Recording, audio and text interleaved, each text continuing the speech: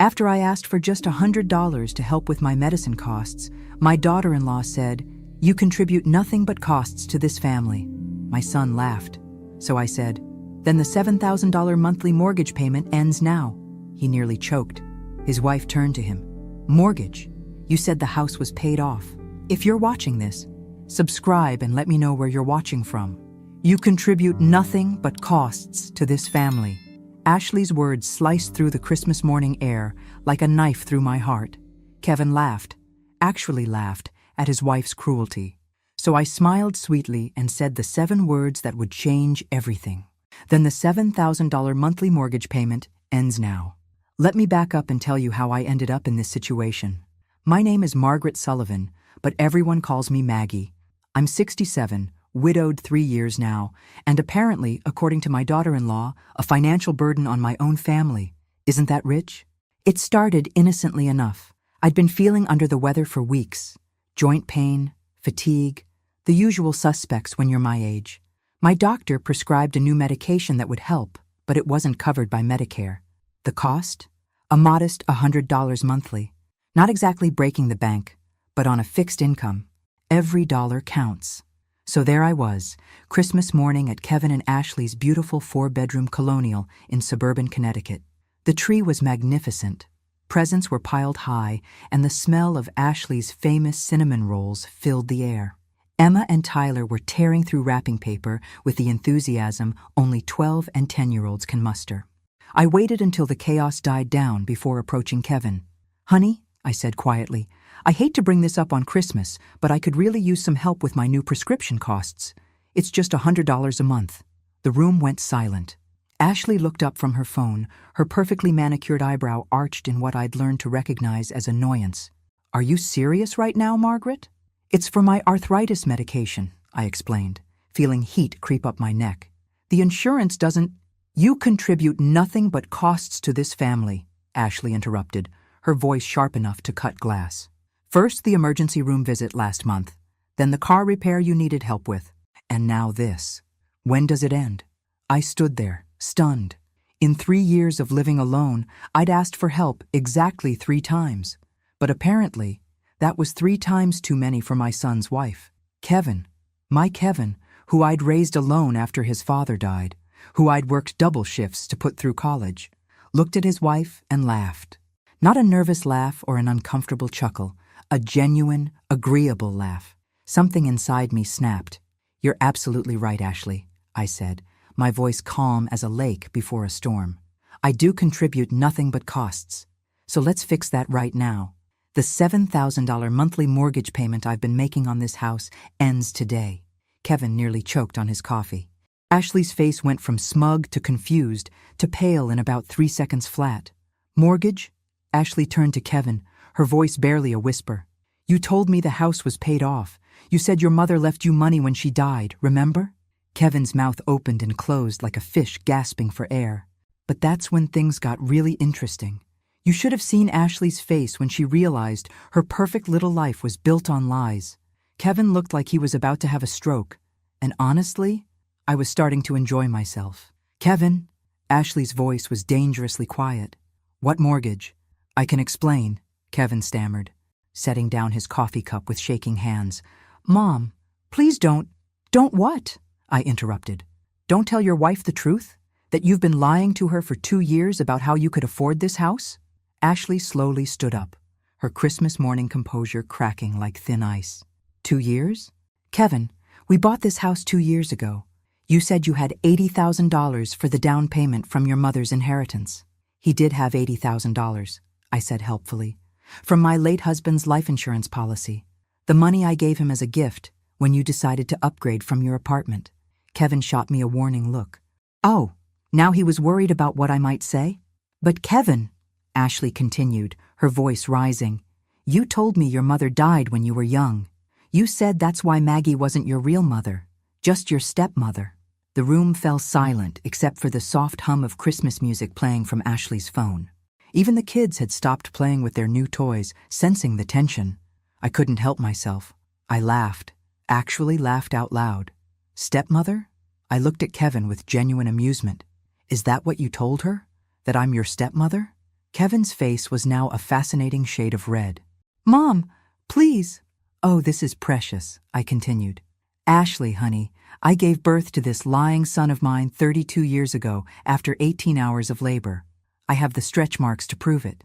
Ashley sank back into her chair like someone had cut her strings. You lied about your mother being dead? I didn't lie exactly, Kevin said weakly. I just simplified things. Simplified? Ashley's voice was climbing octaves. You let me believe your mother was dead for 8 years of marriage? Not dead, Kevin said desperately. Just not around much. This was getting better by the minute. I decided to help things along. Ashley, dear, did Kevin also simplify the part about my paying for Emma's piano lessons? Or Tyler's baseball equipment? Oh, and those lovely family vacations to Florida every summer? Ashley's mouth fell open. The Disney trips. You said your company paid for those as bonuses. My company? Kevin looked genuinely confused now. I work in accounting for a mid-sized firm. When have they ever given bonuses like that? I watched Ashley's world crumble in real time, and if I'm being honest, it was quite satisfying after years of being treated like an inconvenience. Kevin Michael Sullivan, Ashley said, and I had to give her credit for the full name treatment. How much money has your mother been giving us? Kevin looked at me pleadingly. I smiled back sweetly. Go ahead, son. Tell your wife exactly how much your dear old mother has contributed to your perfect little life. The silence stretched on like a funeral procession. Kevin was sweating through his Christmas sweater. Ashley looked like she'd seen a ghost, and I was having the most entertaining Christmas morning I'd had in years. Well, Ashley prompted, her voice icy enough to freeze hell over. Kevin cleared his throat. It's not as bad as it sounds. How much, Kevin? I decided to help move things along. After all, we were burning daylight, and I had plans to visit my friend Dorothy later. Should I tell her, or would you prefer to maintain the dignity of confessing yourself? I asked pleasantly. Kevin shot me a look that could have killed lesser women. Mom, this isn't helping. Oh, but I think it is helping, I replied. I think it's helping tremendously. Ashley deserves to know exactly what she's been living with. Ashley stood up and walked to the window, staring out at their perfectly manicured lawn. The lawn that I'd also been paying for through a monthly landscaping service. But I decided to save that revelation for later. The mortgage is $7,000 a month, Kevin finally said. Mom's been covering it since we bought the house. And? I prompted. And the utilities. And? The landscaping. And? Kevin's shoulders slumped. The car payments on the BMW. Ashley whirled around. My car? You said you got a raise. I did get a raise. Just not that big of a raise. I was impressed. Kevin had managed to lie about virtually every aspect of their financial life. I'd raised him better than this, but apparently, somewhere along the way, he'd forgotten the values I'd tried to instill. How much? Ashley whispered. Total. How much has she been paying? Kevin looked at me again. I examined my fingernails, freshly manicured at my own expense, of course. About $12,000 a month, he mumbled. $12,000? Ashley's voice cracked. Kevin, that's $144,000 a year. That's more than both our salaries combined. I was going to tell you. When? When were you going to tell me? When your mother died and the money stopped coming? The kids had quietly disappeared upstairs, probably sensing that Christmas morning had taken a decidedly adult turn. Ashley, Kevin tried again, you have to understand. When we got married, you had expectations. The house, the cars, the lifestyle. I just wanted to give you what you wanted. With your mother's money. With family money, Kevin corrected weakly. Ashley laughed, but there was no humor in it. Family money that you convinced me didn't exist. Family money from a mother you let me believe was your stepmother at best and dead at worst. I stood up, smoothing my holiday dress. Well, this has been enlightening, but I should probably head home. Wait, Ashley said, turning to me. Why now? Why are you telling me this now? I picked up my purse and car keys. Because, dear Ashley, you just told me I contribute nothing but costs to this family. So I thought I'd show you exactly what those costs look like when they disappear. You can't just stop paying, Kevin said desperately. The house payment is due in a week. If we default, then I suggest you figure out how to make $7,000 in the next week, I replied cheerfully. Maybe Ashley can pick up some extra shifts. Or you could ask your company for one of those bonuses you've been telling her about. I headed for the door, then paused and turned back. Oh, and Kevin, next time you want to lie about your family, you might want to remember who raised you to be better than this. The drive home was peaceful. I even stopped for coffee and a Christmas cookie at my favorite bakery. But when I got home, I found something that changed everything. Sitting on my front porch was a thick manila envelope with my name written in Ashley's careful handwriting. Inside were copies of financial documents that made my blood run cold. Now I thought I knew everything about Kevin and Ashley's finances. After all, I'd been funding their lifestyle for 2 years. But these documents revealed a level of deception that even I hadn't imagined. Credit card statements showing $67,000 in debt. A second mortgage on the house I'd been paying for, one that Kevin had taken out 6 months ago without telling me. Bank statements showing a checking account with $847 in it, despite the fact that they both had decent jobs. And here was the kicker: a life insurance policy on me. A $500,000 policy that Kevin had taken out 18 months ago, listing himself as the sole beneficiary.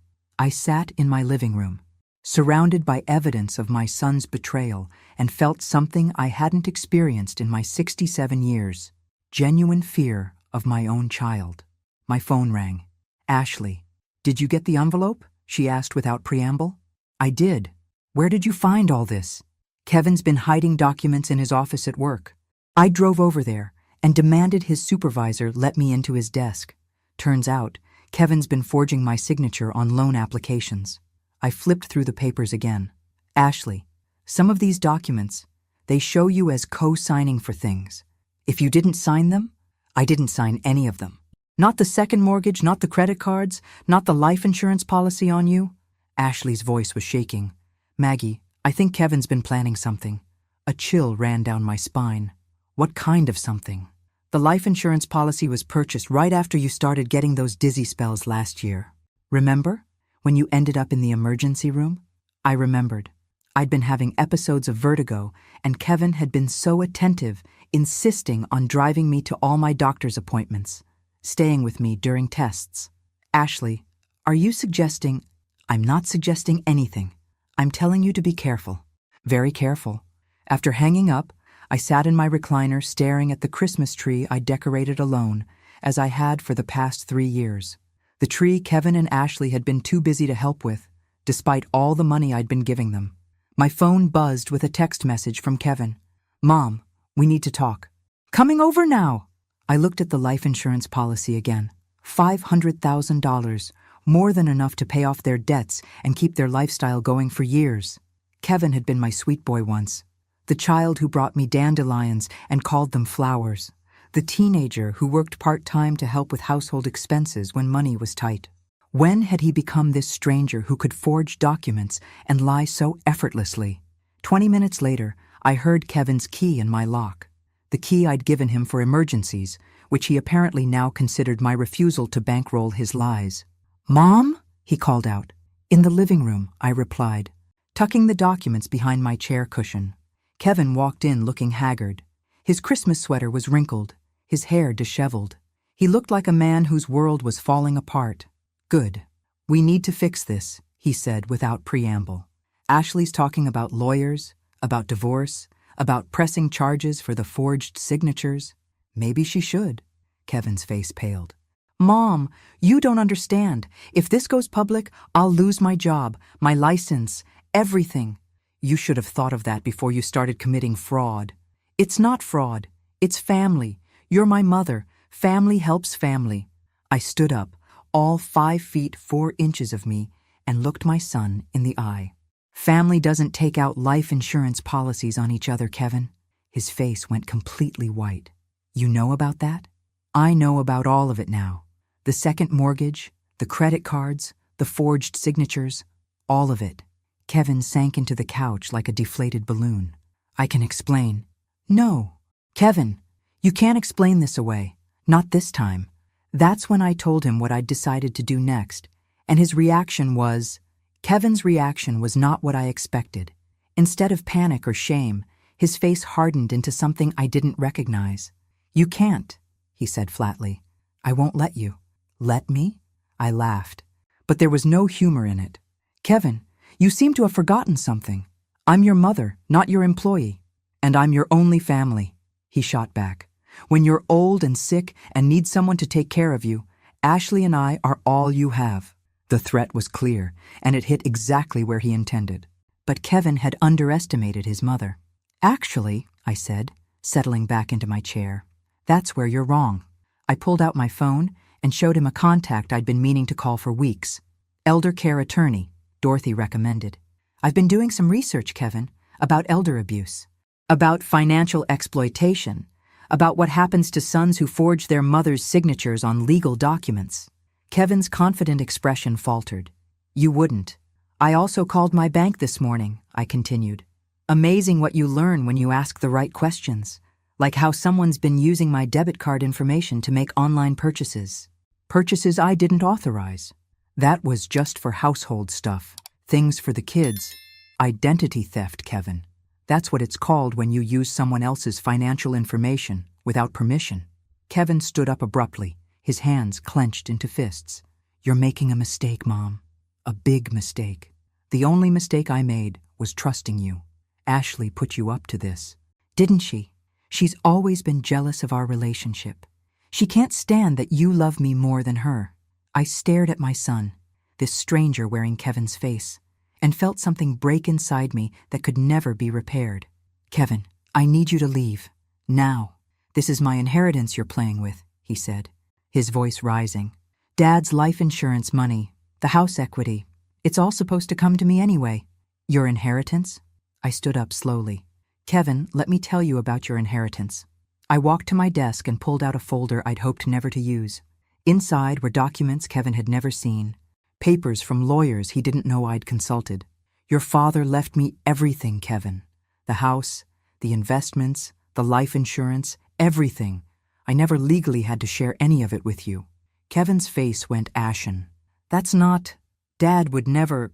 Your father watched you from the time you were 16 years old. He saw how you treated money, how you expected everything to be handed to you. He was worried about what would happen if you inherited everything at once. I opened the folder and showed Kevin the will he'd never been allowed to see. He left it all to me, with instructions to provide for you gradually, if I deemed you responsible enough to handle it. Kevin grabbed for the papers, but I pulled them back. These are copies. The originals are in a safe deposit box you don't have access to. You've been lying to me my whole life. I've been protecting you your whole life, but apparently I should have protected myself instead. Kevin's phone buzzed with a text. He looked at it, and his face went even paler.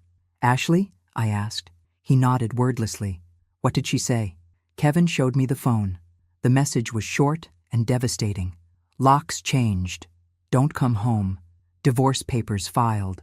For a moment, just a moment, Kevin looked like the lost little boy he'd been when his father died. But then his face hardened again. This is all your fault, he said. If you hadn't opened your mouth this morning, if I hadn't opened my mouth, you'd still be lying to your wife and stealing from your mother. Kevin headed for the door, then turned back with a look that chilled me to the bone. You think you've won something here, Mom? You've just destroyed your only family. When you're dying alone in some nursing home, remember this conversation. After he left, I sat in my living room for a long time, looking at the Christmas presents under my tree. Presents for grandchildren I might never see again. Gifts for a son who'd become a stranger. But then my phone rang, and everything changed again. Mrs. Sullivan? This is Detective Morrison with the Connecticut State Police Financial Crimes Unit. We need to talk. My hand tightened on the phone. About what? About your son, Kevin, and what appears to be a sophisticated financial fraud scheme involving elderly family members. You're not the only victim, Mrs. Sullivan. 20 minutes later, Detective Morrison and his partner, Detective Walsh, were sitting in my living room, looking at the documents Ashley had discovered. How long has this been going on? Detective Morrison asked. 2 years that I know of, I replied. But apparently longer than that. Detective Walsh looked up from the life insurance policy. Mrs. Sullivan, we've been investigating your son for 3 months. It started when another elderly woman came forward with similar complaints. Another woman? Mrs. Eleanor Hayes. Kevin was her financial advisor before he moved to accounting. She discovered he'd been forging her signature on investment documents, transferring money from her retirement accounts to accounts he controlled. My blood ran cold. How much? Over $200,000. She's 81 years old, lives alone, and trusted Kevin to help manage her finances after her husband died. I felt sick. Are there others? 3 more that we know of. All elderly widows, all alone, all trusting Kevin to help them with financial matters. Detective Morrison leaned forward. Mrs. Sullivan, what your son did to you wasn't just family dysfunction. It was part of a pattern of elder financial abuse. He's been targeting vulnerable seniors for years. I thought about all the times Kevin had offered to help with my banking, my investments, my bill paying, how he'd gradually taken over more and more of my financial life under the guise of being helpful. The life insurance policy, Detective Walsh said, that's what made us take a closer look at your situation. Taking out large life insurance policies on elderly family members without their knowledge is often a precursor to more serious crimes. More serious crimes? Mrs. Sullivan, we've seen cases where financial abuse escalates to physical harm when the perpetrator feels trapped or desperate. I remembered Kevin's face when he'd left, the cold calculation in his eyes. Had I been in danger all this time without knowing it? What happens now? I asked. We need your full cooperation. We need you to document every financial transaction, every forged signature, every unauthorized access to your accounts. This case is bigger than just you and Kevin. Detective Morrison handed me a business card. Mrs. Sullivan, I want you to consider something. Your son has been stealing from elderly people for years. By coming forward, you're not just protecting yourself, you're protecting other families from going through what you've experienced. After the detectives left, I sat alone with my thoughts. Kevin wasn't just a son who'd lost his way. He was a predator who'd been systematically stealing from vulnerable people. My phone buzzed with a text from Ashley. Maggie, I'm so sorry for everything. We need to talk. But before I could respond, there was a knock at my door. Through the peephole, I could see Kevin standing on my porch, his face twisted with rage.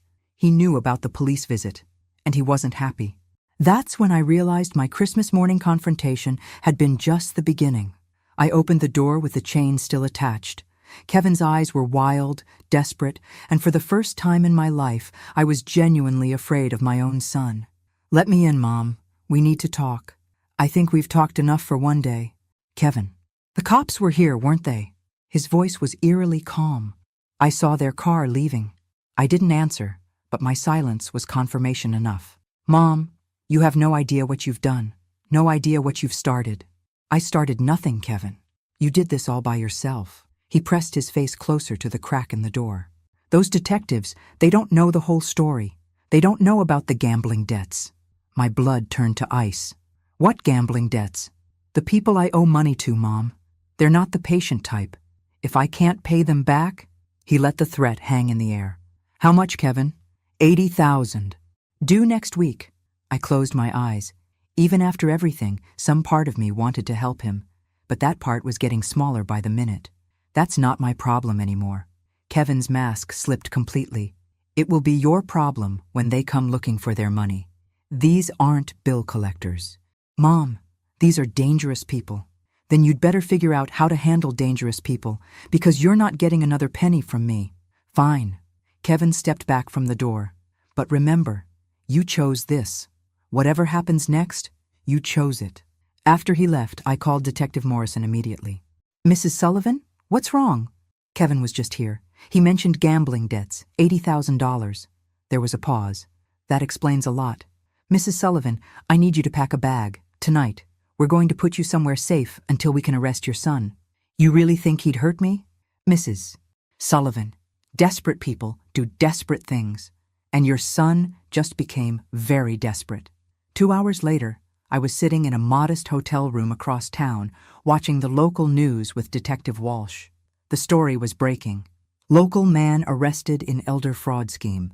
Kevin's mugshot filled the screen. The reporter was describing how police had arrested him at an underground poker game, trying to bet money he didn't have. He didn't even make it 12 hours, Detective Walsh said with grim satisfaction. Desperation makes people stupid. But the story wasn't over. The reporter continued. Police say this is just the beginning of a larger investigation into organized elder fraud in the tri-state area. Detective Walsh looked at me. Mrs. Sullivan, there's something else you need to know. Kevin wasn't working alone. The next morning brought news that would change everything I thought I knew about my son's crimes. Ashley? I stared at Detective Morrison in disbelief. You're saying Ashley was involved? Not initially, he clarified. But we found evidence that she discovered Kevin's activities months ago, and instead of reporting them, she helped him expand the operation. I felt like I'd been punched in the stomach. But she's the one who brought me the documents. She's the one who exposed him. Think about it, Mrs. Sullivan. How did she know exactly where to find all those papers? How did she know which documents to look for? The pieces started falling into place. Ashley's sudden interest in my finances over the past year, her questions about my other assets, her insistence that I should simplify my banking by letting Kevin handle everything. She was planning to turn on him all along, I realized. We think so.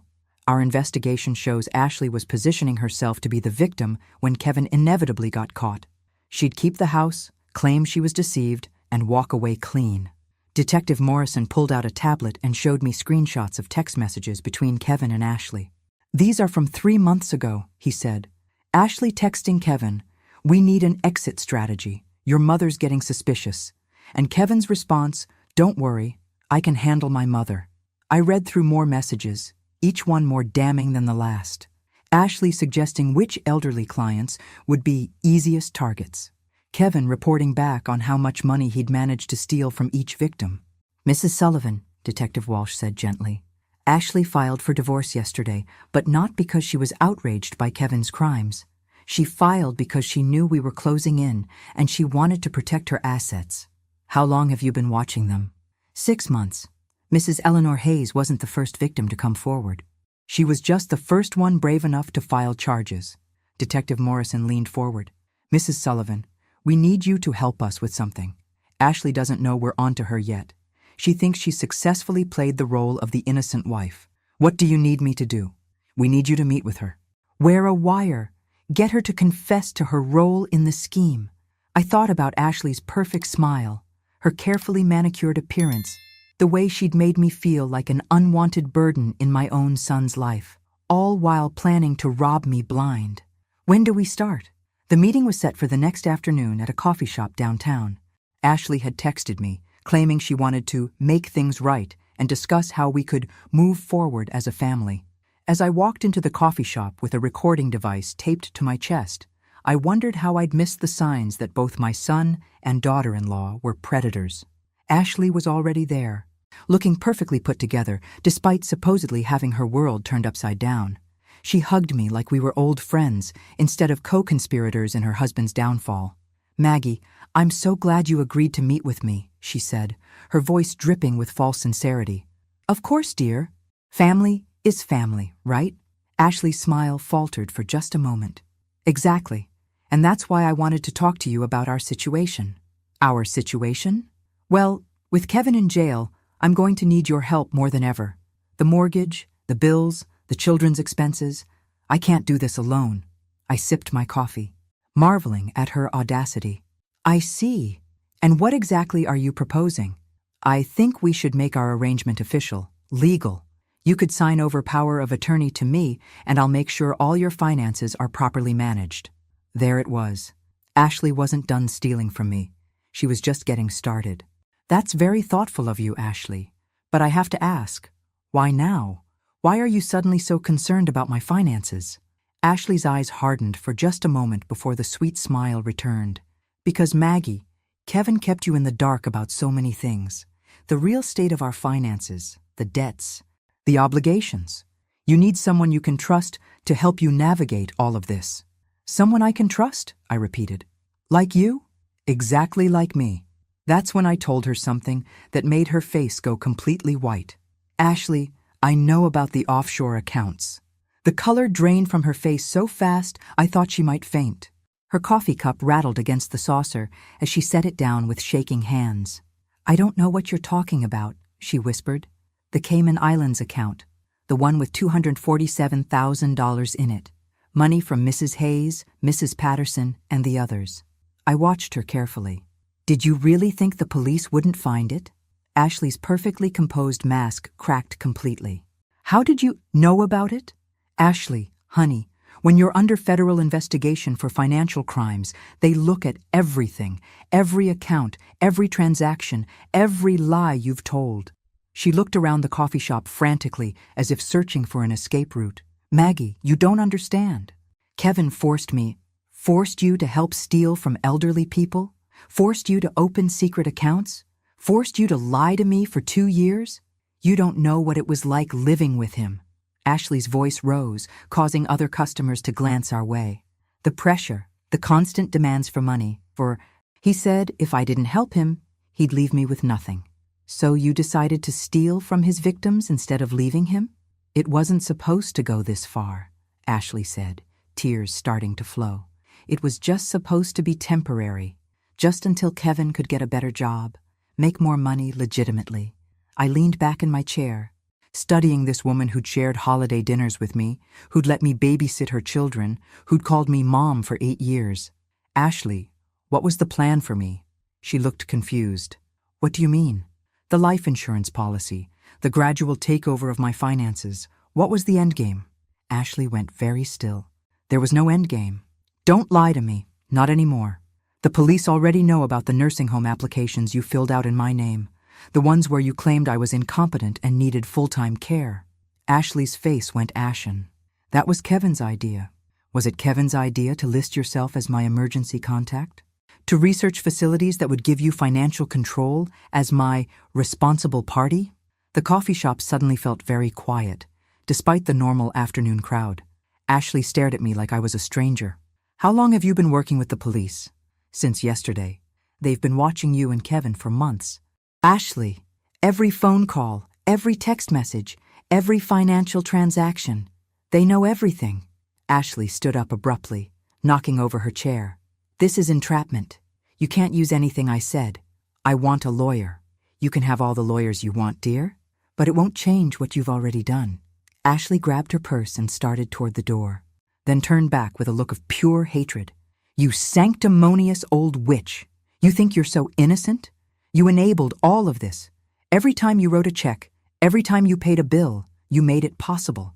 You're right, I said calmly. I did enable it. By trusting my family. By believing that people I loved wouldn't steal from me. That was my mistake. Your mistake was thinking you mattered, Ashley snarled. You were never family. You were just a bank account with legs. She stormed out, leaving me alone with my cold coffee and the recording device that had captured every word. Detective Morrison appeared at my table within minutes. We got it all, Mrs. Sullivan. Every confession, every admission of guilt. What happens now? Now we arrest Ashley and close down this operation for good. But as we left the coffee shop, Detective Morrison's phone rang. His face went grim as he listened. Mrs. Sullivan, we have a problem. Kevin just made bail. How is that possible? Someone posted his bond. Someone with very deep pockets and very bad intentions. That's when I learned the truth about who was really behind my son's crimes. The money came from Vincent Castellano, Detective Morrison said as we sat in his unmarked car. Ever heard of him? I shook my head, but something cold crawled up my spine. He runs the largest illegal gambling operation in the tri-state area. Also loan sharking, money laundering, and apparently elder fraud. You're saying Kevin was working for organized crime? We think Kevin started small, just stealing from you and a few clients. But when he got in over his head with gambling debts, Castellano offered him a deal. Work off the debt by recruiting elderly victims for a larger operation. My phone buzzed with a text from an unknown number. We need to talk. Kevin. Detective Morrison looked at the message. He's not supposed to contact you. That's a violation of his bail conditions. Another text. Parking garage behind your hotel. Come alone or Ashley dies. My blood turned to ice. They have Ashley? That's impossible. We arrested her an hour ago. A third text arrived, this one with a photo attached. Ashley, bound and gagged, in what looked like a warehouse somewhere. Detective Morrison was already on his radio. All units, we have a hostage situation. Suspect is Kevin Sullivan, armed and dangerous. I have to go, I said, reaching for the car door. Mrs. Sullivan, you cannot go to that meeting. This is exactly what he wants. Ashley might be terrible, but she doesn't deserve to die because of Kevin's mistakes. It's a trap. He's desperate, cornered, and willing to do anything to get out of this. My phone rang. Kevin's number. Answer it, Detective Morrison said. But keep him talking. We're tracking the call. Kevin? Mom, I'm sorry it came to this. I really am. But you've left me no choice. Let Ashley go. She has children. Kevin, your children. My children, who I'll never see again because you destroyed my life. I didn't destroy anything, Kevin. You did this to yourself. Maybe. But you could have helped me fix it. Instead, you chose to side with strangers over your own son. In the background, I could hear Ashley crying, pleading for her life. What do you want, Kevin? I want my life back. I want you to call Detective Morrison and tell him you made a mistake, that you lied about everything. I can't do that. Then Ashley dies, and it's on your conscience. The line went dead.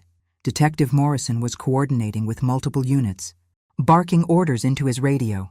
Mrs. Sullivan, we're going to get Ashley back safely, but I need you to stay here. No. I unbuckled my seatbelt. Kevin will never trust that I'm alone if he sees police cars, but he might trust his mother. Mrs. Sullivan, Detective, I'm 67 years old.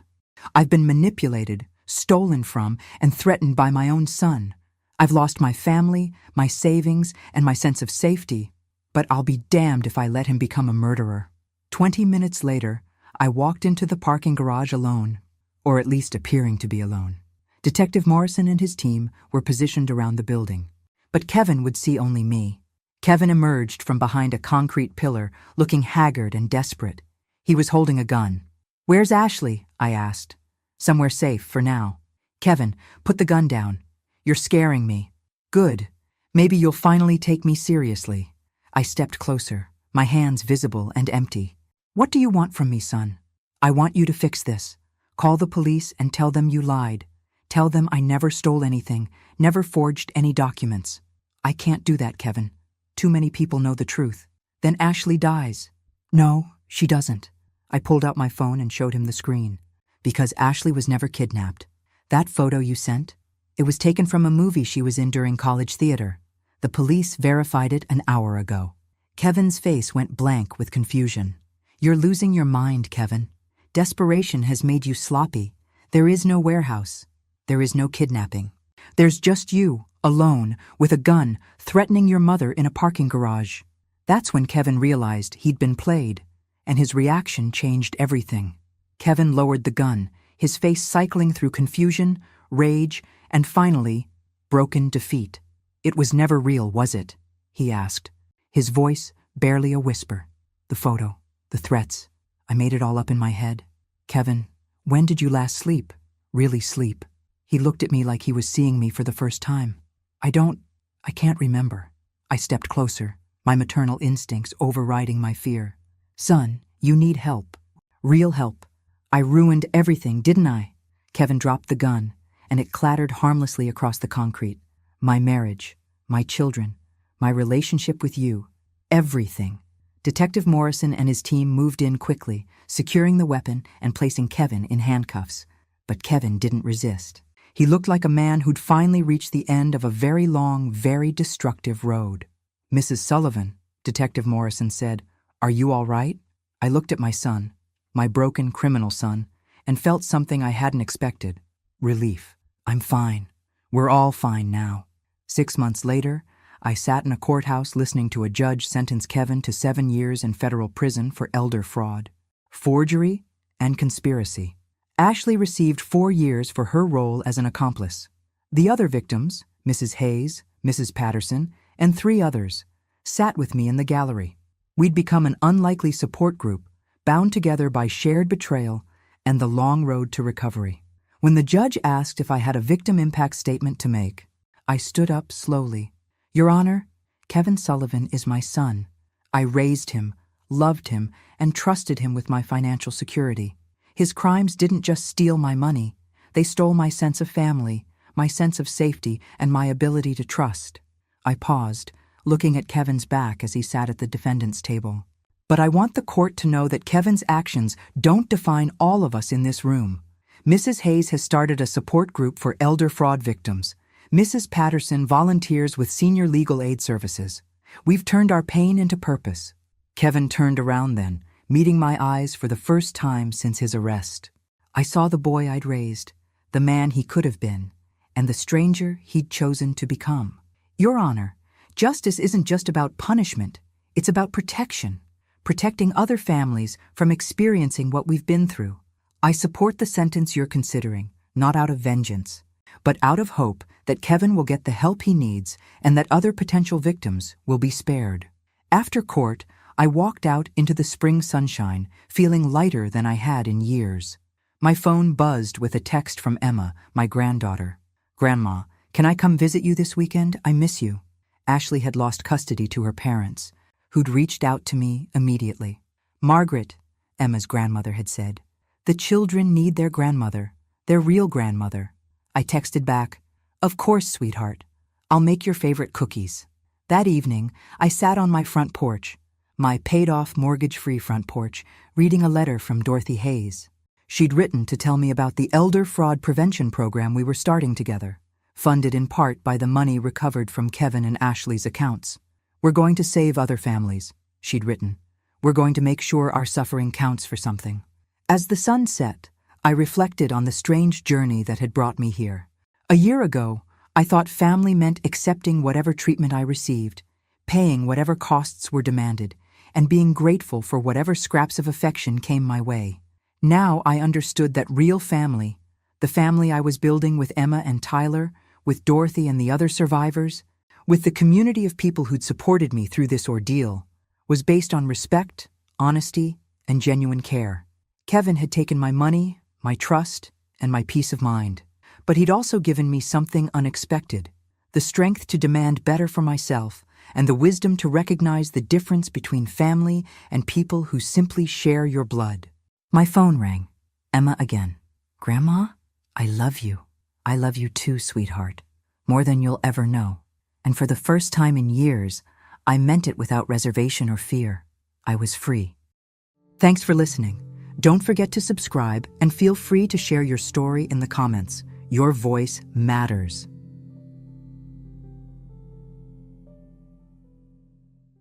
My daughter Emma whispered to her best friend to throw wine on the wedding dress I'd spent 8 months hand-sewing with vintage pearls. I walked straight over, took the dress, and said 3 words that made them both go completely white. The wedding was canceled within an hour, but that was just the beginning of what I had planned. If you're watching this, subscribe and let me know where you're watching from. This story gets much wilder, and I want to see how far it reaches. Now let me tell you how we got here, because this betrayal was months in the making. My name is Susan Mitchell. I'm 58, and apparently I'm the kind of mother who raises a daughter capable of planning to destroy 8 months of my life's work for absolutely no reason I can understand.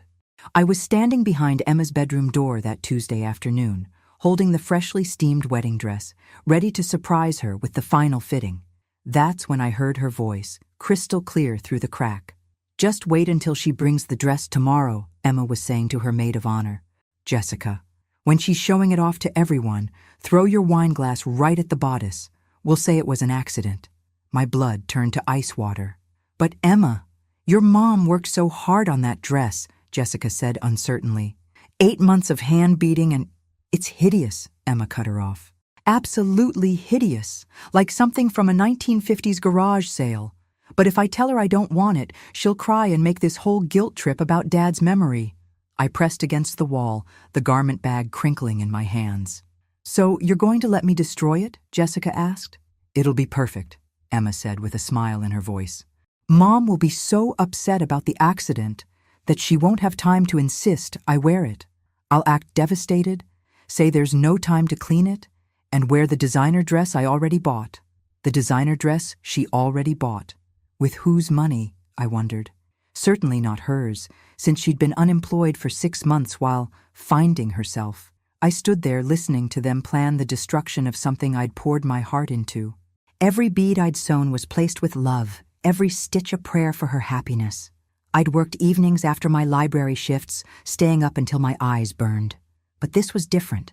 This wasn't about money or convenience. This was about cruelty for its own sake. I walked back down the hallway quietly. hung the dress in my sewing room, and closed the door. Then I sat at my kitchen table and stared at my hands. The beading had taken me 3 months alone. Hundreds of tiny pearls and crystals, each hand sewn in a pattern I'd designed myself. The lace was vintage, from my mother's wedding dress, carefully preserved for 40 years. The silk was the exact shade Emma requested, special ordered from New York. It was, objectively, a beautiful dress. Not hideous, not old-fashioned, beautiful. But apparently, it wasn't good enough for my daughter. I made tea and called my sister Margaret in Phoenix. "Sue?" she answered on the second ring. "What's wrong? You sound strange. I need to ask you something. Do you remember when Emma was 16 and wanted those expensive jeans? The ones that cost $200? Of course. You worked overtime for a month to buy them. And she wore them exactly once before deciding they made her look fat." Margaret was quiet. "Susan, what's going on?" "I think I've been enabling a monster," I said quietly, "and I'm about to stop." The next morning, I called the wedding venue. Emma's wedding was planned for Saturday, just 5 days away. "Mrs. Mitchell?" the coordinator said. "Is everything all right? We're so excited for Emma's big day. I need to make a change to the catering order. I'm paying the bill, so I assume I can do that?" "Of course. What did you need to adjust?" That's when I started planning my own surprise for Emma's special day. Let me back up 8 months to show you exactly what Emma put me through while I was creating what she called a hideous garage sale dress. It was March when Emma got engaged to Brad, a perfectly nice accountant who seemed to genuinely love her despite her flaws. The first thing she did after showing me her ring was ask if I would make her wedding dress. "I want something really special, Mom," she said, sitting at my kitchen table with bridal magazines spread everywhere. "Something that means something, you know? Like a family heirloom." I was thrilled. Making Emma's wedding dress felt like the perfect way to honor her father's memory and create something lasting for our family. "I'd love to," I told her.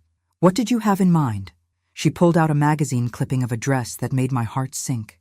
It was intricate beyond belief, with layers of silk, hundreds of beads, and delicate lacework that would require hand-stitching every detail.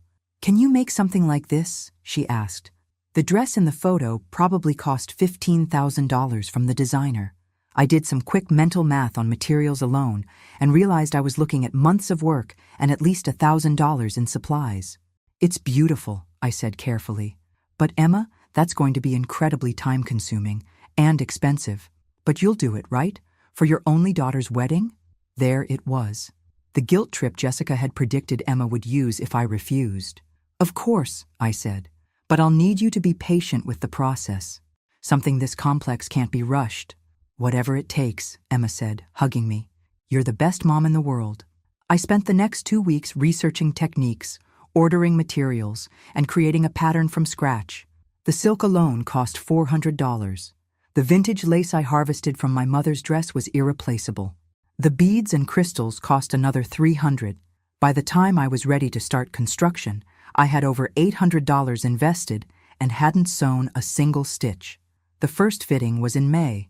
Emma tried on the basic shell, and I held my breath waiting for her reaction. "It's nice," she said, looking at herself in my full-length mirror. Nice. After 6 weeks of work, nice was all I got. "The beading will make all the difference," I said quickly. "And once we add the lace overlay, I'm sure it'll be fine," Emma said, but her tone was flat. Disinterested. I should have recognized the warning signs then. But I was so invested, both emotionally and financially, that I convinced myself she just needed to see the finished product. The beading began in June. 3 hours every evening after work, plus full days on weekends. My fingers developed permanent calluses from the needle. My back ached from hunching over the detailed work. But I kept going because I wanted it perfect. Emma came by every few weeks for fittings, each time seeming less enthusiastic than before. "How much longer?" she'd ask. "Another month for the beading," I'd say. "Then the lacework." "God, really? That long?" But she never said to stop, never said she'd changed her mind. Just kept letting me pour my life into something she was already planning to destroy. In August, my friend Carol from the library saw the dress during one of Emma's fittings. "Susan, that's absolutely stunning," she said. "Emma, you're going to be the most beautiful bride." Emma smiled and said all the right things. But after Carol left, she was quiet. Something wrong? I asked. It's just very traditional, Emma said. I hope people don't think it's too old-fashioned. Classic never goes out of style, I said. Your grandmother would be so proud knowing her lace is part of your special day. Emma nodded, but I caught her rolling her eyes in the mirror when she thought I wasn't looking. That should have been my warning sign. The morning after I overheard Emma's plan, I woke up with a clarity I hadn't felt in years. Maybe not since David died, and I had to figure out how to rebuild my life without him. I made coffee, sat in my sewing room, and really looked at Emma's dress hanging there in all its completed glory. Carol had been right. It was stunning. The kind of dress that belonged in a museum, showcasing hand-sewing techniques that most people couldn't even identify anymore. I'd used French seaming throughout, which meant every seam was enclosed and finished by hand. The beadwork followed a pattern I'd designed myself, inspired by Art Nouveau flowers. The lace from my mother's dress had been carefully incorporated into the sleeves and neckline. This wasn't just a wedding dress, it was a masterpiece, and my daughter thought it was garage sale material. I picked up my phone and called Emma. Mom, is everything okay? It's like 7 in the morning. I wanted to catch you before work, about tomorrow's brunch with the bridal party. What about it? Tomorrow was supposed to be the final dress reveal. Emma had planned a brunch for her bridesmaids, her future mother-in-law, and a few close friends. I was supposed to bring the dress and present it like some grand finale. I was thinking maybe we should do the dress reveal somewhere more special. Your dress deserves a better setting than Jessica's apartment. Oh, Emma sounded surprised. I mean, Jessica already bought all the food and stuff. What if we moved it here instead? I could make my famous French toast, set up the good china, make it really memorable. There was a pause. I guess that would be okay. Should I tell everyone to come to your house instead? Perfect. 11 o'clock, just like we planned. After I hung up, I called Jessica directly. I'd found her number in Emma's phone the night before, while Emma was in the shower during her visit. Jessica, this is Susan, Emma's mom. Oh, hi, Mrs. Mitchell. Is everything okay? Everything's fine, honey. I just wanted to confirm you're still planning to wear that burgundy dress tomorrow. The one with the flowy sleeves? Yes. Emma said it would photograph well with the wedding dress. Perfect. And you're bringing your wine glass, the one Emma mentioned? For the toast? There was a long silence. I'm sorry? The wine glass. For when you throw it at my dress and pretend it's an accident. The silence stretched so long, I thought she'd hung up. Mrs. Mitchell, Don't worry, dear. I understand you were just following orders. But here's what's going to happen instead. I explained my new plan to Jessica, and by the time I finished, she was crying. I'm so sorry, she kept saying. I knew it was wrong. I told Emma it was wrong. You can make it right tomorrow, I said. Just do exactly what I told you. The rest of the day, I prepared. I cleaned my house until it sparkled. I set up my dining room with the good china and crystal glasses David and I had received for our wedding. I polished the silver serving pieces and arranged fresh flowers from my garden. Then I went to my sewing room and carefully folded Emma's dress into a garment bag. But not the garment bag Emma would be expecting. That evening, Emma called to confirm the time. Are you excited? She asked, and I could hear the fake enthusiasm in her voice. Oh, honey, you have no idea how excited I am to see everyone's reaction to your dress. Great. I can't wait either. Liar, I thought, but I just said, see you tomorrow, sweetheart. I spent that night alternating between fury and heartbreak. How had I raised a daughter who could plan something so deliberately cruel? But tomorrow, she was going to learn something new about her mother. I woke up early Saturday morning and made David's favorite breakfast casserole, the one I usually only made for holidays. I set the table with our wedding china and lit candles in the silver candelabras. By 10:30, everything was perfect. I'd even changed into the blue dress Emma had always said was her favorite on me. The first guests arrived at 11 sharp. Jessica came in looking pale and nervous, followed by Emma's cousin Sarah and 2 other bridesmaids. Emma's future mother-in-law, Patricia, arrived with a bottle of champagne for the toast. Emma was the last to arrive, with Brad trailing behind her carrying a camera to document the big moment. Mom, this looks amazing, Emma said, surveying my dining room. You really went all out. Well, I said, smoothing down my dress, it's not every day my daughter sees her wedding dress for the first time in its proper setting. Everyone gathered around the dining room table as I went to get the garment bag from my bedroom. "Ladies," I announced, returning with the bag held high. "I present Emma's wedding dress." I unzipped the bag with a flourish and pulled out the contents. Emma's face went through several emotions very quickly. Confusion first, then shock, then something close to panic. Because the dress I was holding wasn't her wedding dress at all. It was a hideous dress I'd bought at Goodwill that morning for $12. Stained polyester with fake pearls falling off, and a hem that had been clearly cut with scissors by someone who'd never heard of measuring. "Mom," Emma said slowly, "what is that?" I smiled at her with all the warmth I could muster. "It's your wedding dress, sweetheart, the one you called a garage sale special." The room went dead silent. "I don't understand," Emma finally managed. "Where's my real dress?" "Real dress?" I tilted my head innocently.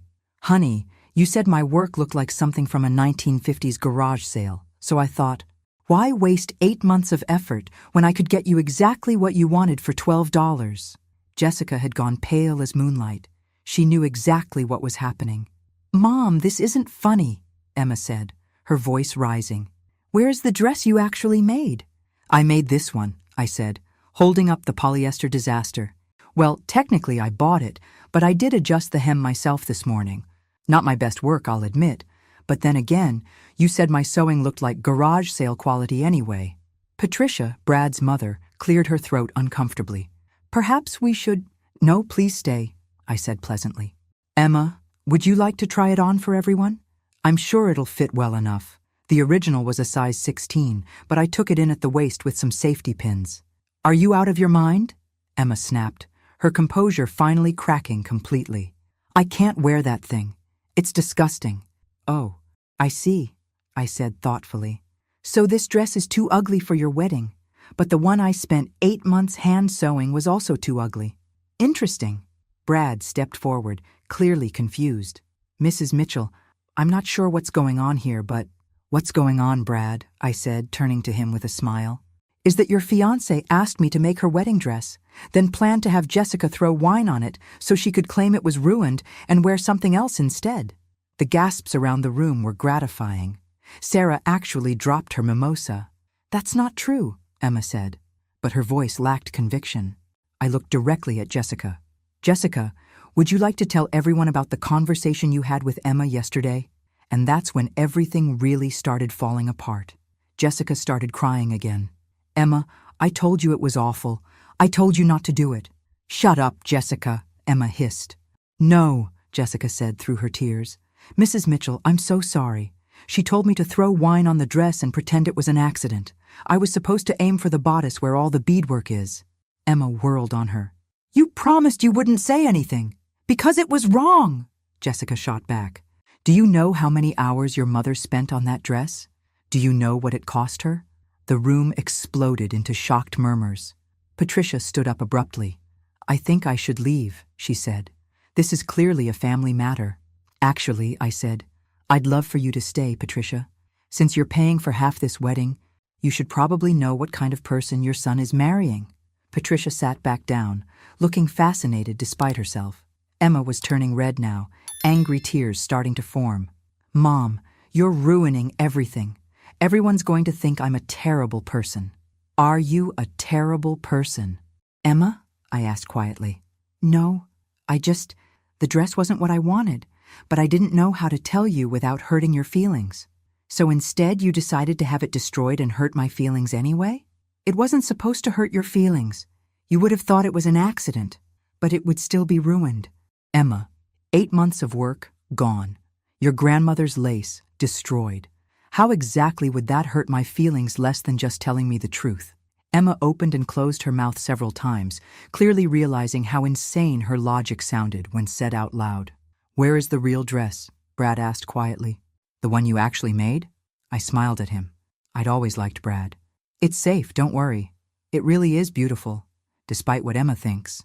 "Can I see it?" he asked. Emma shot him a look. "Brad, don't—" "I'd like to see what 8 months of work looks like," he said firmly. I nodded and went back to my sewing room. When I returned with the real dress, the reaction was everything I'd hoped for. "Oh my God," Sarah breathed. "Emma, this is incredible." Patricia actually stood up to examine the beadwork. "This is museum quality," she said. "Emma, how could you call this hideous?" Emma stared at the dress like it was a snake. "It's just not my style." "What's not your style about it?" I asked. "The hand-sewn French seams? The vintage lace from your grandmother? The beadwork I designed specifically for you?" "It's too fancy," Emma said weakly. "Too fancy for your wedding?" Brad asked, his voice getting an edge to it. "Emma, this is the most beautiful dress I've ever seen." "You don't understand fashion," Emma snapped at him. Wrong thing to say. Brad's jaw tightened. "I understand when someone puts love into their work," he said. "And I understand when someone is being deliberately cruel for no reason." "Oh, please," Emma said. "It's just a dress." And that's when I knew I was done. Not just with the dress, not just with the wedding, but with enabling Emma's selfishness. "You're right," I said calmly. "It is just a dress. And this wedding is just one day. But character is forever, Emma." I folded the real dress carefully and put it back in its garment bag. "I'll be keeping this," I said. "Maybe someday you'll have a daughter who appreciates the work that goes into creating something beautiful." But I wasn't done yet. Not by a long shot. The brunch ended with Emma storming out and Brad staying behind to apologize for her behavior. That was my first clue that maybe I wasn't the only one who'd been having second thoughts about Emma's character lately. "Mrs. Mitchell," Brad said after everyone else had left, "I had no idea about any of this. The dress is absolutely beautiful, and what Emma planned? I'm ashamed of her." I was loading dishes into the dishwasher, mostly to keep my hands busy while my emotions settled. "Brad, honey, you don't need to apologize for Emma. She's a grown woman, responsible for her own choices. But she's going to be my wife in 6 days." The way he said it, like he was trying to convince himself it was still a good idea, made me pause in my dish loading. "Can I ask you something?" I said, turning to face him. "Has Emma done things like this before? Planned to hurt someone, and then act like the victim when she got caught?" Brad was quiet for a long moment, staring at his coffee cup. "There was something with her last job," he said finally. "She got fired, but she told everyone they laid her off. I found out later she'd been spreading rumors about her supervisor to try to get her position. I wasn't surprised, but it still stung to hear confirmation that my daughter was exactly who I thought she was becoming. And there was an incident with my sister," Brad continued. "Emma told her that her boyfriend was cheating, but it turned out Emma had misunderstood a conversation she'd overheard. But instead of admitting the mistake, she doubled down and said Lisa was naive for believing him. What happened? Lisa and Mike broke up. They were together for 3 years, and they broke up over something that wasn't even true. They got back together eventually, but Lisa still doesn't trust Emma." I sat down across from him. "Brad, why are you marrying her?" The question hung in the air between us. I hadn't meant to ask it so bluntly, but there it was. "I love her," he said, but he sounded like he was trying to convince himself. "Love isn't enough," I said gently. "Trust me, I learned that lesson the hard way. You can love someone and still recognize that they're not good for you." "What are you saying?" "I'm saying maybe you should think carefully about whether this is the person you want to build a life with. Because this behavior, this selfishness and cruelty, it doesn't get better without consequences. And marriage isn't going to change her." Brad left that afternoon looking troubled, and I didn't hear from Emma for 2 days. When she finally called, she was crying. "Mom, Brad wants to postpone the wedding." Part of me felt sorry for her. The way you feel sorry for a child who's finally experiencing consequences for their actions. But a larger part of me felt proud of Brad for recognizing what he was getting into. "What exactly did he say?" I asked. "He said he needs time to think about whether we're compatible long term. He said what I did with the dress made him question my character." She was sobbing now. "How could you do this to me?" "Emma, I didn't do anything to you. I simply stopped enabling you to hurt people without consequences. But now I might lose Brad." "Yes, you might. And that's entirely your fault. I can't believe you're being so mean to me. Daddy would never have treated me like this." That hit me like a physical blow, mostly because it was probably true. David had always been Emma's champion, always found excuses for her behavior. But David was gone, and I was tired of being the only parent willing to love Emma enough to tell her the truth. "Your father isn't here," I said quietly. "But if he were, and if he could see what you planned to do to that dress, I think he'd be just as disappointed as I am." Emma hung up on me. That night, I called the wedding venue and made one more change to Saturday's event. And this one was going to teach Emma that actions have consequences she never saw coming. Friday morning, exactly 24 hours before what should have been Emma's wedding, my phone started ringing at 6 a.m. I let it go to voicemail while I made my coffee and read the morning paper like any normal person who wasn't about to destroy her daughter's entire world. The voicemail was from Emma, of course, sobbing, hysterical, barely coherent. "Mom, they called me. The venue called me. They said you canceled the whole reception. Not just the catering, everything. The flowers, the band, the photographer. How could you do this to me? It's my wedding day tomorrow." I deleted the message and poured myself a second cup of coffee. Such drama. You'd think I'd canceled Christmas instead of a celebration for someone who planned to destroy 8 months of my work for fun. My phone rang again. This time, it was Patricia, Brad's mother. "Susan? I just got off the phone with Emma. She's saying you've canceled the entire wedding reception?" "Good morning, Patricia. Yes, that's correct. I've withdrawn my financial support for the event. But we sent out invitations. People are traveling from out of state. The flowers alone cost $3,000, which Emma never offered to pay for," I said calmly. "Patricia, let me ask you something. If you discovered your future daughter-in-law had planned to destroy something precious to you out of pure spite, would you celebrate her?" There was a long pause. "The dress thing?" "The dress thing. Among other things Brad shared with me yesterday." Another pause. "What other things?" "I think you should ask your son about that. But Patricia, I want you to know this has nothing to do with you or your family. You're lovely people. This is about Emma's character. Susan, there are 60 people expecting a reception tomorrow night. Then Emma should have thought of that before she decided to be cruel to the person paying for it." After I hung up, I sat on my back porch and watched the birds at my feeder. Cardinals, blue jays, a few chickadees. They didn't scheme against each other. They didn't plan elaborate cruelties for entertainment. They just lived their lives with simple honesty. My phone buzzed with a text from Emma. "I'll pay you back every penny if you just fix this." I typed back, "With what money, sweetheart? You've been unemployed for 6 months. Brad will help. Brad's too smart for that. He's seen who you really are now. I hate you. I love you. That's why I'm doing this." The irony wasn't lost on me. For the first time in Emma's life, I was showing her real love, the kind that sets boundaries, the kind that refuses to enable destructive behavior, the kind that says no when no needs to be said.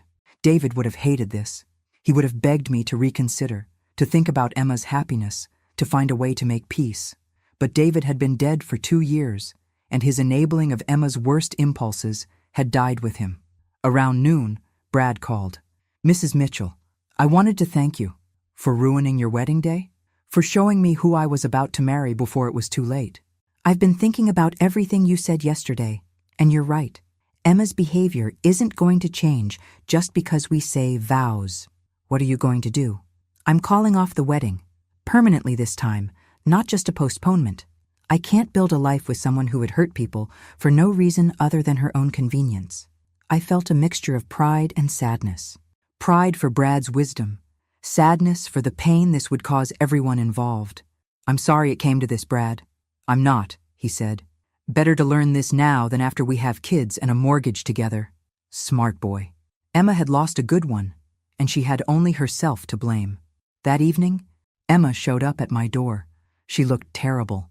Red eyes, blotchy face, hair that hadn't been washed in days. "Mom, please, I'm begging you. Fix this." "Come in," I said. "We need to talk." Emma collapsed onto my couch like her strings had been cut. For a moment, I almost felt sorry for her. Almost. "Everyone hates me," she said through fresh tears. "Jessica won't even return my calls. Sarah thinks I'm a monster. Brad won't speak to me. And now there's no wedding and no reception, and everyone will know it's my fault." "Is it your fault?" I asked, settling into my chair across from her. "You're the one who canceled everything." "Emma, answer the question. Is this situation your fault?" She stared at me for a long moment, and I could see her trying to figure out how to spin this into someone else's responsibility. But for once in her life, the evidence was too overwhelming. "I just didn't like the dress," she said weakly. So you plan to have it destroyed instead of talking to me about it? I didn't want to hurt your feelings, but destroying it wouldn't hurt my feelings. Emma's face crumpled. I wasn't thinking clearly. I was stressed about the wedding and I made a stupid mistake. Mistake? I leaned forward. Emma, you didn't accidentally plan to destroy my dress. You didn't mistakenly coordinate with Jessica to throw wine on 8 months of my work. You deliberately plotted to hurt me. It wasn't about hurting you.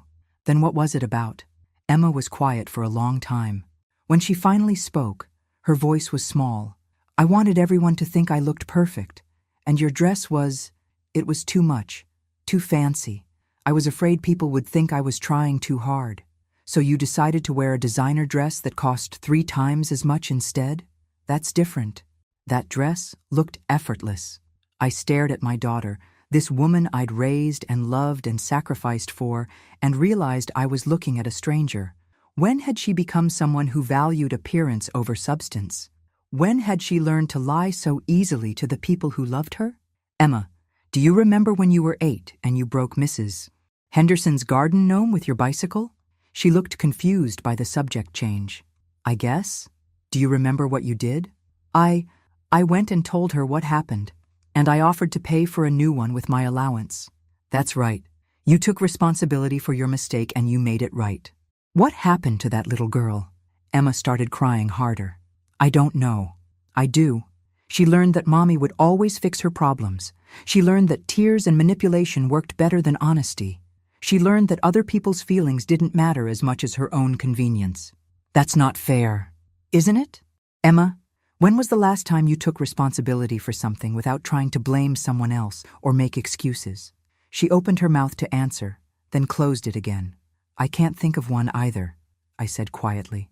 We sat in silence for a few minutes. Finally, Emma spoke up. So what happens now? Do I just not get married? Do I have to tell everyone that my own mother destroyed my wedding? Your mother didn't destroy anything, Emma. Your mother simply stopped enabling your behavior. There's a difference. Everyone's going to think I'm awful. You are awful, I said gently, but you don't have to stay that way. Emma looked up at me with something like hope in her eyes. What do you mean? I mean, you can choose to learn from this. You can choose to become someone better. Or you can choose to keep being the person who thinks other people exist to serve your needs. How do I become someone better? For the first time in our conversation, Emma sounded genuinely interested in the answer. You start by apologizing.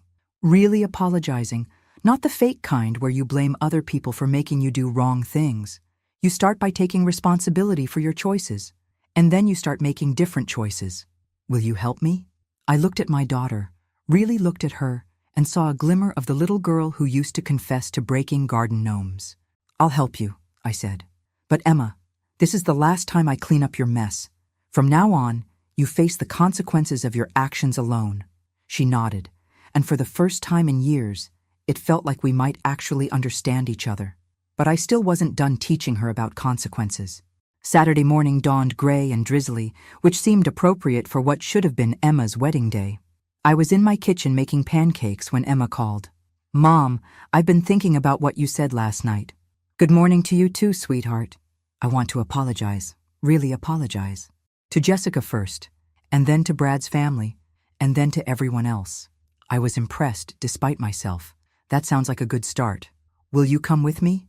To Jessica's, I mean? I think I might need moral support.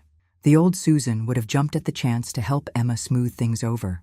But the new Susan had learned the difference between support and enabling.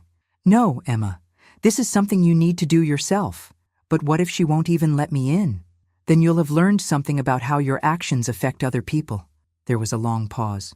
I'm scared. Good. You should be scared. Being scared means you're finally understanding that your choices have consequences. After Emma hung up, I spent the day doing normal Saturday things. I went grocery shopping, cleaned my house, worked in my garden. It felt strange to be living my regular life while 60 people discovered that the wedding they'd planned to attend no longer existed. Around 4 o'clock, Emma called back. I talked to Jessica, she said. Her voice was steady, which surprised me. How did it go? Terrible. She cried. I cried. She said she felt sick about the whole thing, that she knew it was wrong, but she didn't know how to say no to me. Did you apologize? I did. Really apologized. I told her it wasn't her fault, and that I was sorry for putting her in that position. I told her I was sorry for being the kind of person who would ask a friend to do something so mean. I felt a flutter of pride. How did she respond? She said she needs time to think about whether she wants to be friends with someone who would plan something like that. She said she doesn't know if she can trust me anymore. That must have been hard to hear. It was. But Mom, she was right.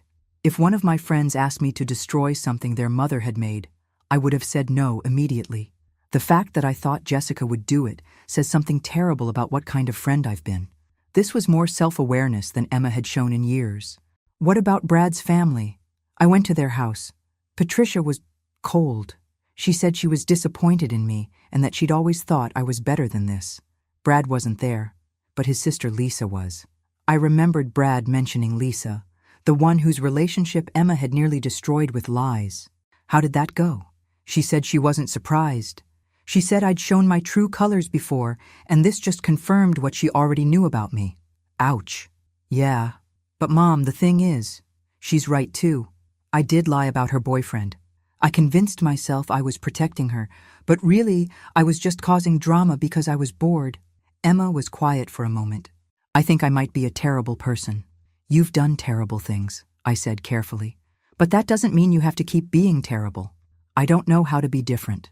You start by telling the truth, even when it's hard, even when it makes you look bad, even when it's easier to lie. Is that what you've been doing? With the wedding cancellation and everything? Yes. For the first time in years, I'm telling you the truth about your behavior instead of making excuses for it. It hurts. Good. It should hurt. Pain is how we learn to make better choices.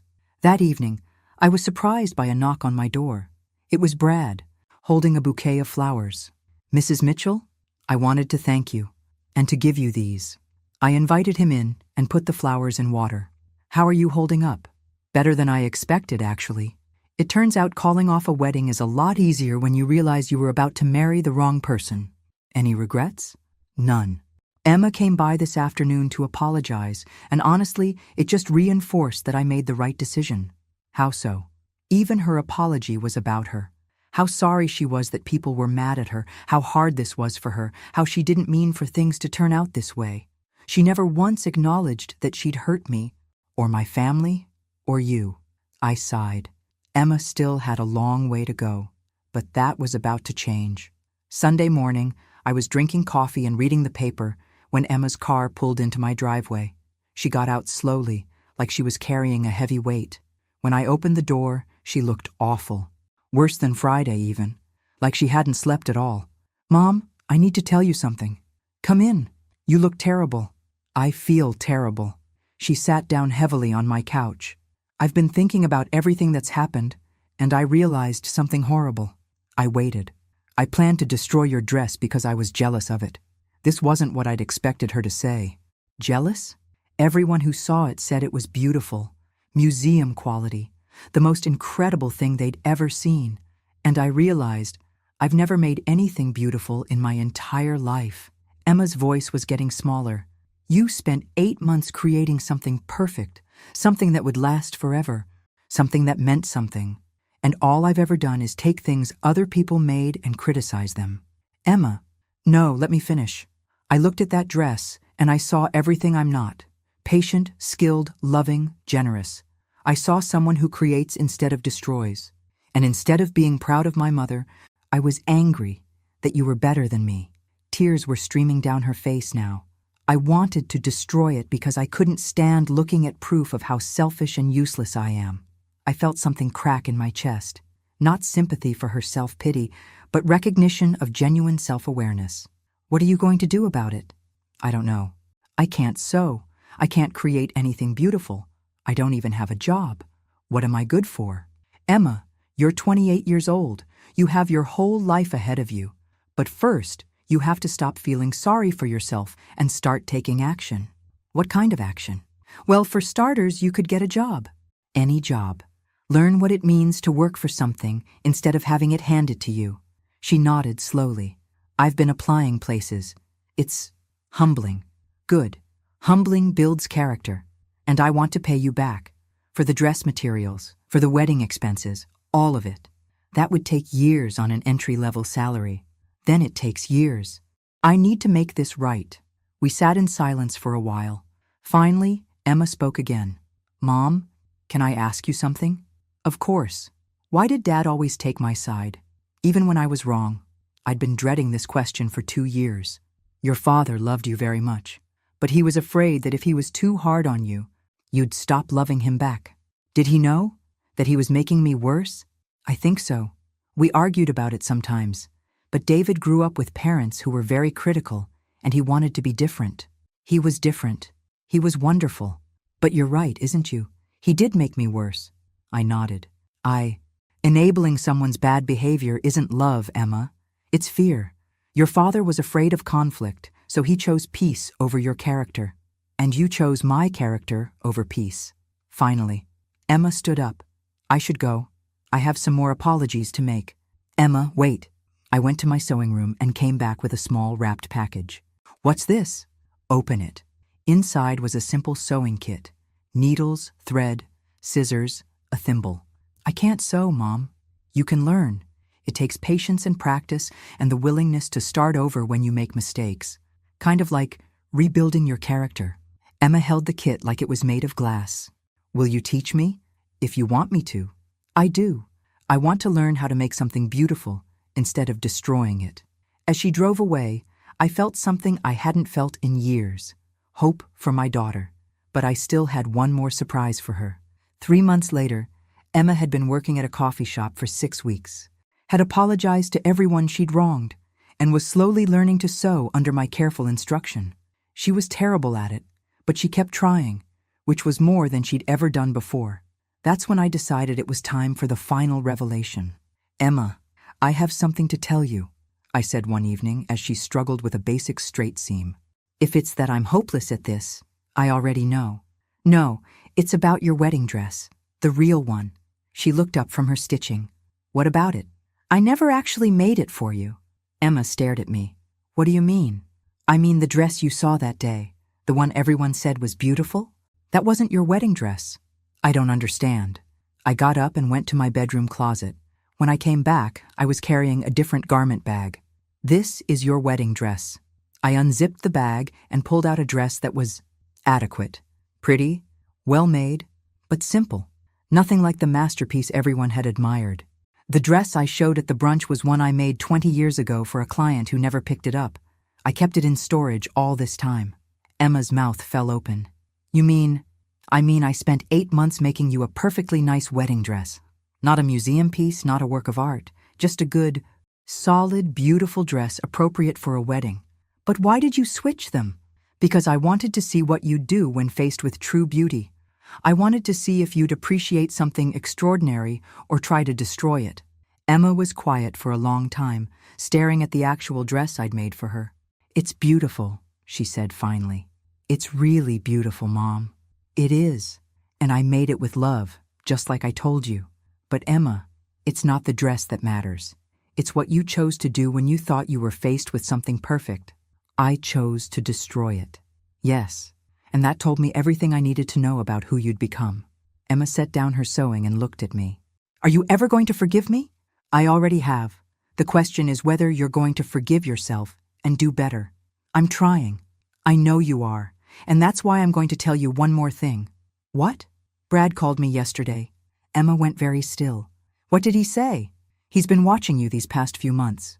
Watching you work, watching you learn, watching you take responsibility for your mistakes. He's impressed by the changes you've made. Does he want to talk? He might. But Emma, you need to understand something.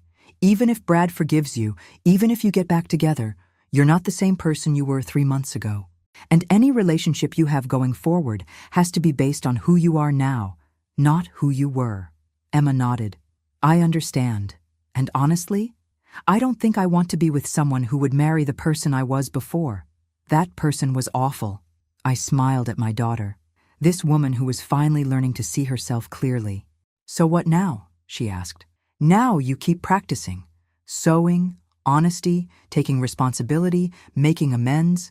You keep building the person you want to be instead of tearing down the world around you. Emma picked up her sewing again. Mom? Yes? Thank you for not giving up on me, for loving me enough to let me fail. That's what real love looks like. Sweetheart, it's not always pretty, but it's always worth it. As I watched Emma work on her crooked stitches, I thought about the wedding dress hanging in my closet. Maybe someday she'd wear it, maybe not. But either way, she'd earned the right to choose, and that made all the difference. Thanks for listening. Don't forget to subscribe and feel free to share your story in the comments. Your voice matters.